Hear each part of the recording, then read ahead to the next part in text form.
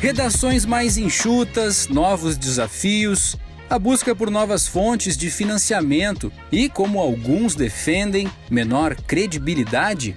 A crise do jornalismo está em pauta, tem muitos aspectos a serem debatidos e não deveria ser um tema de interesse apenas dos profissionais da área, já que, longe dos grandes centros urbanos, um deserto de notícias parece também com um oásis, perfeito para corrupção e outros desmandos. Eu sou o Vitor Struck e este episódio do FolhaCast recebe o pesquisador Rogério Cristofoletti, coordenador do programa de doutorado em jornalismo da Universidade Federal de Santa Catarina. Cristofoletti já atuou como jornalista e há mais de 10 anos coordena o Objetos, Observatório de Ética Jornalística da Universidade. Além de desenvolver um sólido trabalho de pesquisa nas áreas de ética jornalística e transparência, ele também é o autor do livro A Crise do Jornalismo Tem Solução? Nesta entrevista, conversamos também sobre a cobertura da Operação Lava Jato. Confira! Em Pernambuco, a tentativa de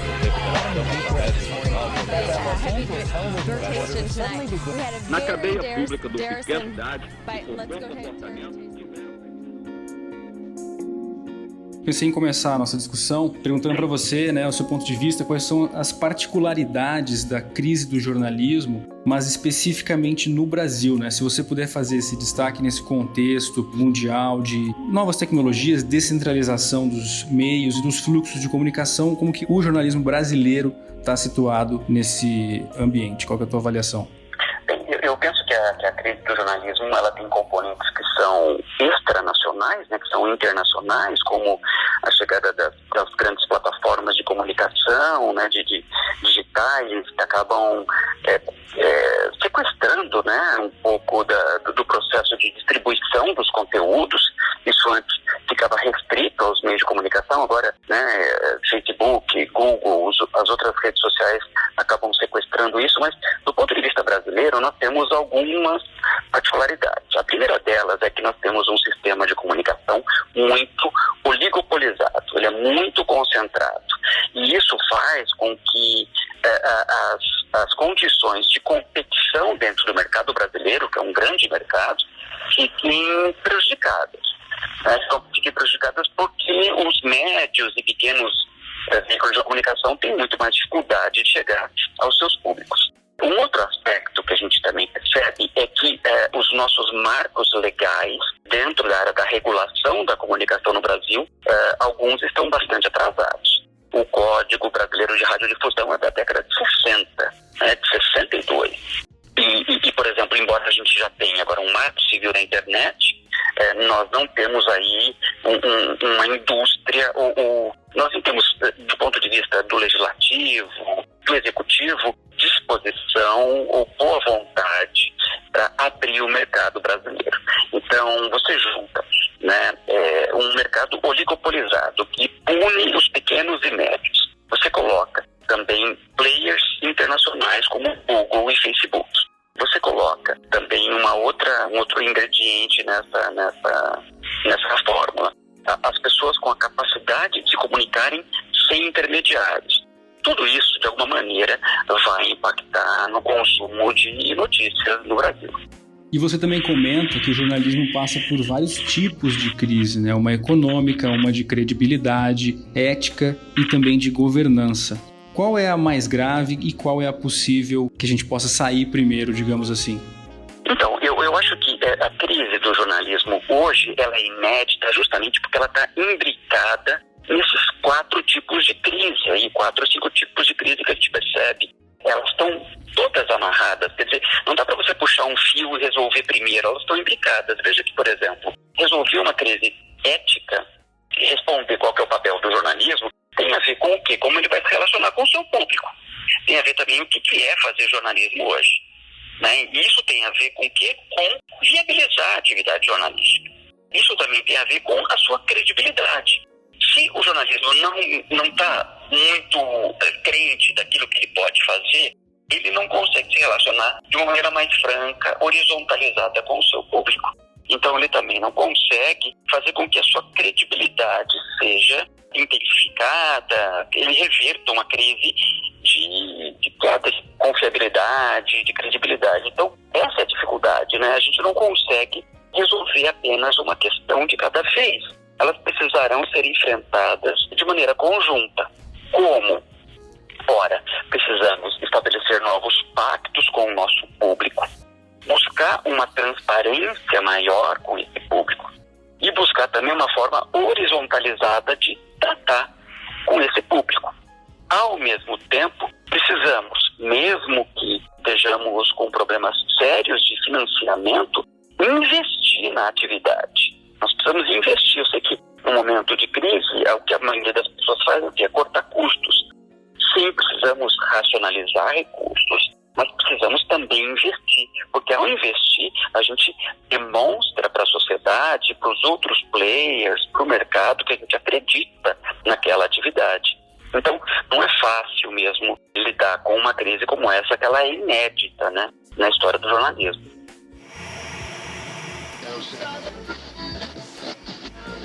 Tiveram permissão para casar. Uma sanfona executou a marcha nupcial.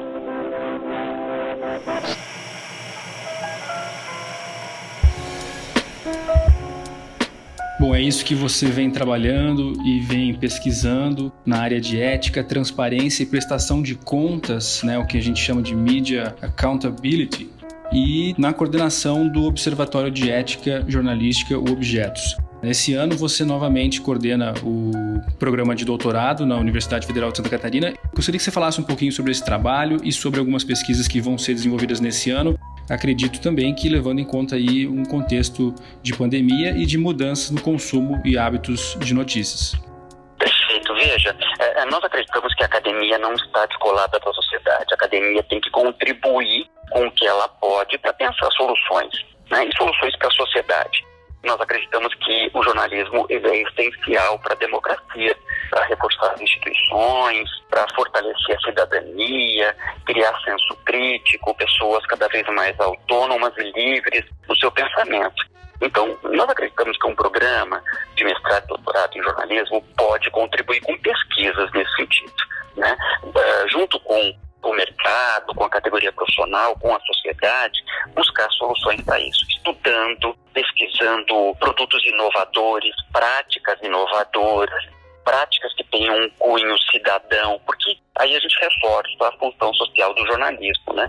Então, nesse ano, nós acabamos agora de lançar um edital no programa de pós-graduação em jornalismo, um edital para a seleção de novos mestrandos e doutorandos, com uma novidade: metade das nossas 26 vagas serão destinadas a ações afirmativas. Para que públicos, né? Públicos que consideramos que não estão participando do nosso programa e que precisam estar ali, porque fazem parte da sociedade brasileira, né? Pessoas pretas, pardas, quilombolas, indígenas, pessoas com deficiência, travestis, transexuais, refugiados, né? Então, são públicos que podem buscar o nosso programa e nos auxiliar a pesquisar saídas para o jornalismo. O jornalismo precisa buscar saídas para suas crises, porque o jornalismo tem muito a oferecer para a sociedade brasileira. É isso que a gente acredita. Vamos voltar um pouquinho a falar dessa situação de crise. Gostaria que você desse o seu ponto de vista, situasse aí a cobertura da Operação Lava Jato nesse contexto, que agora vem novamente aí sendo bastante questionada. A gente vê seguidamente muitos bons jornalistas, enfim, Luiz Nassif, Cristina Serra, trazendo à tona de novo o papel desses veículos ao longo dessa cobertura, que agora vem sendo aí bastante questionada. O que você gostaria de trazer sobre isso? Olha, eu analiso que, fazendo um jogo de palavras, de uma maneira geral, boa parte da grande mídia, ao invés de cobrir a Lava Jato, deu cobertura à Lava Jato. O que eu quero dizer com isso? Eu quero dizer que, na ânsia de fazer a cobertura de uma importante atividade de combate à corrupção, a grande mídia fechou os olhos ou fez vista grossa para um conjunto de abusos de liberdade, prisões abusivas, atropelamento de reputações, né? Ações espetaculosas que violavam direitos, ações seletivas e por aí vai, né? Eu acho que agora nós temos mais condições de o que fazer ajustes nas coberturas, né? Claro que Desde o começo, houve veículos de comunicação que tiveram uma postura mais crítica, mais distante da Lava Jato. É importante que se lembre que a Lava Jato foi um importante esforço para combater a corrupção. Mas não se termina a corrupção, que é um mal endêmico da nossa sociedade, não só da sociedade brasileira, não se acaba com isso apenas com uma única operação, né? Isso deve ser levado a cabo por diversos governos, né? Quer dizer, nós precisamos mudar certas culturas políticas e certas culturas dentro da sociedade. Agora, o que a gente percebe hoje com muita nitidez, com o vazamento de trocas de mensagens entre alguns membros da Lava Jato, é que houve, sim, uma série de abusos, uma série de desvios de conduta que precisam ser punidos, porque, claro que o combate à corrupção deve ser uma prioridade nacional, mas não a primeira prioridade. O primeiro problema social que a gente tem no Brasil não é a corrupção. O principal problema do Brasil é a desigualdade social. É um país altamente rico e extremamente injusto que precisa enfrentar isso historicamente. As coisas não são, né? Uma coisa, o combate à corrupção não está desligado da desigualdade, mas a desigualdade precisa ser enfrentada. Então eu acho que a gente tem mais condições hoje de ajustar a cobertura jornalística da Lava Jato, né? E, claro, ter ali uma ponderação melhor da sociedade com relação aos instrumentos sociais que nós temos para combater a corrupção. Quadro Saúde em Dia conheça os sintomas e tratamentos para a tuberculose. Agência de Desenvolvimento de Vacina conta com poucos gerenciamentos de conta de luz será desconto de até 19% no mês que vem.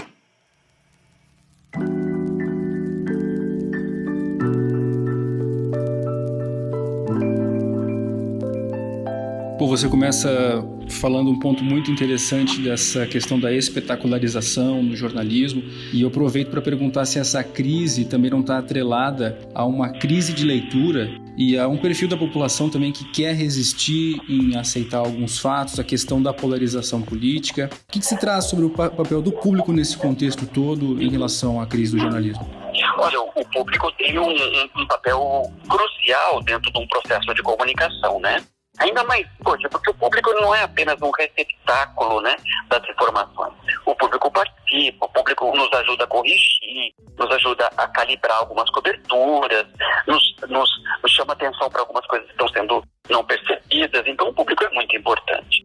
Que é uma parcela que, por razões diversas, entre elas um fanatismo ideológico, tem atentado contra a credibilidade do terreno de comunicação. É claro que o jornalismo tem problemas, é claro que o jornalismo é imperfeito.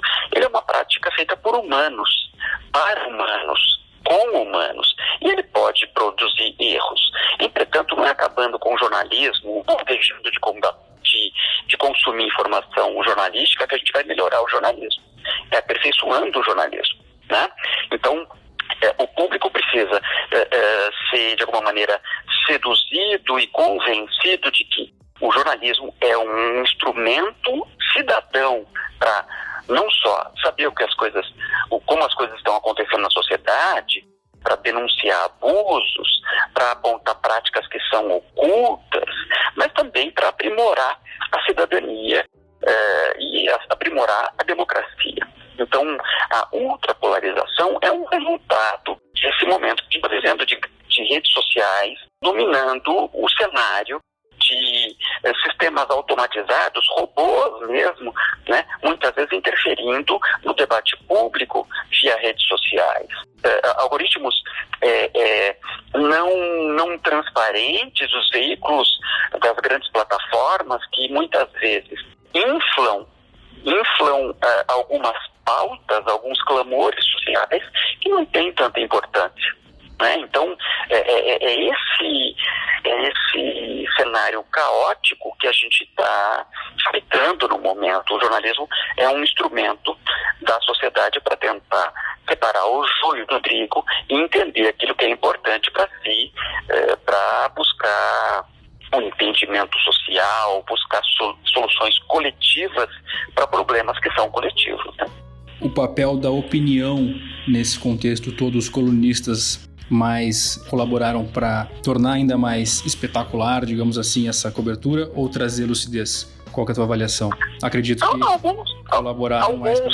Alguns contribuem, sim, para uma certa confusão informativa, né? Agora, é importante lembrar que a opinião, ela está prevista dentro do jornalismo, né? Quer dizer, o choque das opiniões, das versões, ele está previsto no jornalismo dentro de parâmetros razoáveis de civilidade, de parâmetros da legalidade. Eu não posso simplesmente usar a liberdade de imprensa ou de opinião para, por exemplo, incitar ao ódio, incitar ao crime, né? Levar ao divisionismo do país e por aí vai, né? A liberdade, ela pressupõe responsabilidade, ela pressupõe que nós tenhamos uma certa dosagem, né? Porque a minha liberdade não pode colidir contra o interesse e o direito, contra o direito das outras pessoas, né? Então, é claro que algumas opiniões, às vezes, acabam sendo exageradas, acabam incitando alguns grupos mais extremos a atitudes que não são cidadãs. Isso faz parte de um certo jogo. Agora, quando há abuso, a lei está aí para fazer isso. A gente teve o caso, a gente está tendo o caso essa semana, de um deputado federal, que é quem tem imunidade parlamentar, sendo preso em delito, né, em flagrante delito, porque via redes sociais divulgou um vídeo em que ele pratica crimes contra o Supremo Tribunal Federal, contra as instituições. Vejam, esse é um exemplo, né? A liberdade de expressão, a liberdade de imprensa, a imunidade parlamentar não são direitos absolutos. Elas, né, precisam ser sempre dosadas dentro do sistema de freios e contrapesos da democracia para salvar aquilo que é mais importante, que é o direito coletivo, em detrimento de um direito individual. Perfeito.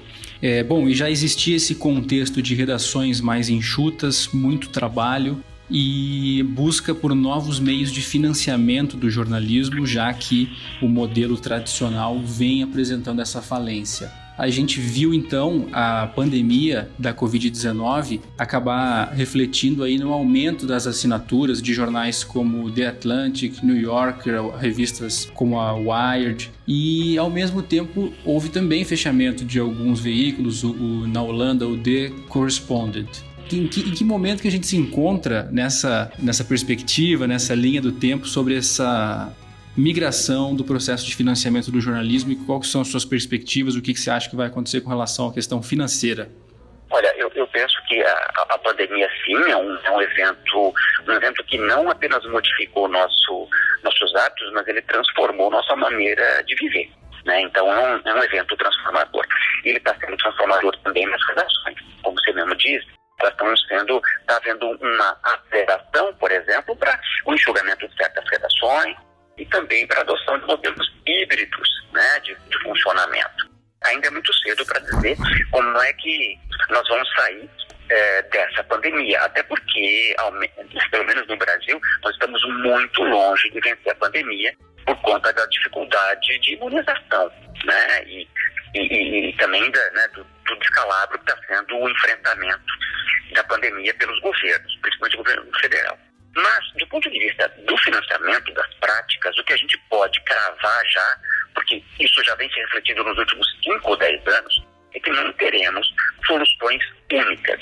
Isto é, os veículos de comunicação, o jornalismo como uma prática social, vai ter que combinar formas de como vai se financiar, seja por assinaturas, seja com eventos, seja com um sistema de membros, seja com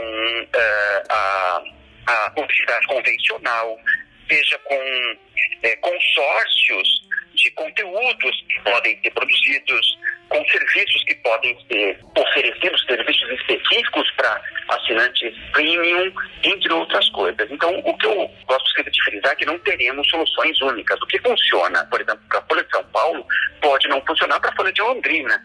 Por quê? Porque eles têm uma escala diferente, eles têm uma relação com o seu público diferente. A Folha de Londrina, por exemplo, tem um relacionamento comunitário muito mais intenso que a Folha de São Paulo aí para a região de Londrina. Então ela pode explorar esse tipo de relação, intensificar o seu senso comunitário, intensificar campanhas que têm a ver com o interesse dos assinantes e do público local.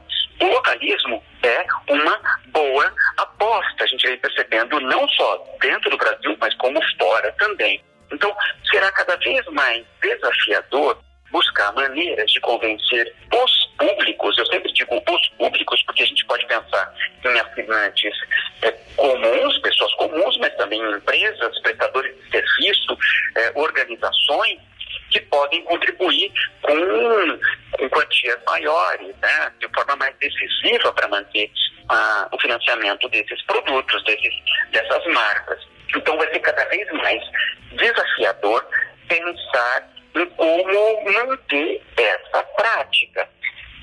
Essa prática ela já está se mostrando que é cada vez mais necessária. O aumento de assinantes, por exemplo, nessa época de pandemia, sinaliza que as pessoas precisam sim de informação profissional, informação responsável, bem verificada, né, baseada em fatos. E nós não inventamos, como seres humanos, nós não inventamos nenhum sistema que ofereça para a sociedade informações de maneira perene, contínua, como o jornalismo. Até agora nós não temos. Ele é imperfeito, é verdade, mas ele precisa ser melhorado. E nós precisamos dele. Então nós precisamos fortalecer o jornalismo, né? Então nós precisamos financiar. A pessoa que mora em Londrina, que ajude a financiar um veículo de Londrina, da sua região, porque ou a pessoa que mora em Curitiba, em Maringá, para que ela possa ter o quê? Ter a oferta contínua de informações sobre a sua localidade, que é a sua realidade. Se cada um de nós contribuir com alguma parte dessas coisas, cada um de nós poderá, de alguma maneira, estar semeando futuros imediatos melhores. Perfeito. Bom, então você lançou em maio de 2019 o livro A Crise do Jornalismo Tem Solução? Imagino que há quase 2 anos ainda não foi possível encontrar uma só resposta e eu gostaria de perguntar se já tem uma nova publicação nesse sentido sendo produzida em mente. O que você deve lançar mais adiante? Por enquanto, eu tô elaborando ali um livro, mas assim, é um livro que não deve sair já, porque é baseado em 2 pesquisas, uma que eu já concluí sobre privacidade e outra que eu estou em andamento sobre transparência. Me parece que o jornalismo hoje, no Brasil, em particular, mas também no Brasil, o jornalismo de maneira geral, vai ter que trabalhar dentro dessas balizas, né? Ter a preocupação com a privacidade das pessoas. Nós temos uma Lei Geral de Proteção de Dados, por exemplo, agora, que vai modificar a nossa conduta social no Brasil. E temos também a necessidade de ter transparência dos dados. Quanto mais transparência, melhor o combate à corrupção, por exemplo, melhor o acompanhamento de políticas públicas, melhor a visibilidade social dos governos e por aí vai. Então, eu estou trabalhando, acho que para os próximos anos aí, um livro que possa tensionar essas 2 preocupações. Ao mesmo tempo, eu estou acompanhando os movimentos do mercado jornalístico, a crise jornalística, porque ela está intimamente ligada a todas as outras pesquisas que a gente fez desenvolver aqui no programa, porque queremos, como eu já disse, contribuir com soluções, seja apresentando uma prática diferenciada, um produto inovador, uma compreensão melhor de como se relaciona o jornalismo com o seu público, né? Aspectos éticos, tudo isso pode de alguma maneira contribuir modestamente aí para essa atividade que a gente acredita tanto. Perfeito. Muito obrigado, cara. Obrigado pela atenção, por conversar com a gente, enriquecer aí o nosso trabalho. E para mim, como um jovem jornalista, foi uma aula muito importante. Obrigadão, hein? Obrigado também pela oportunidade, estou à disposição. Um forte abraço aí e espero futuramente a gente poder conversar de novo, hein? Obrigado. Beleza, à disposição, bom trabalho, boa semana pra você. Você também, forte abraço.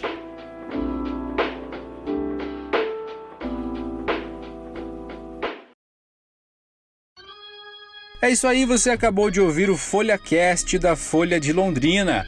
Se você quer ter acesso ao nosso conteúdo, apoie o jornalismo regional assinando a Folha. Acesse www.assine.folhadelondrina.com.br. Este podcast foi apresentado por mim, Vitor Struck. A edição é do Bruno Codonho e a coordenação é da jornalista Patrícia Maria Alves. Até a próxima. Tchau, tchau.